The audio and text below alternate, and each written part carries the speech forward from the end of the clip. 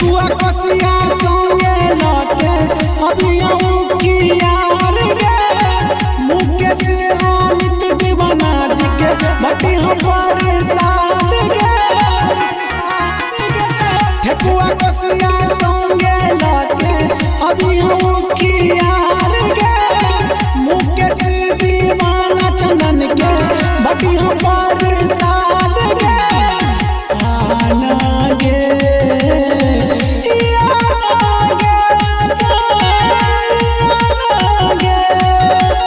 मलिया छठी घाट पे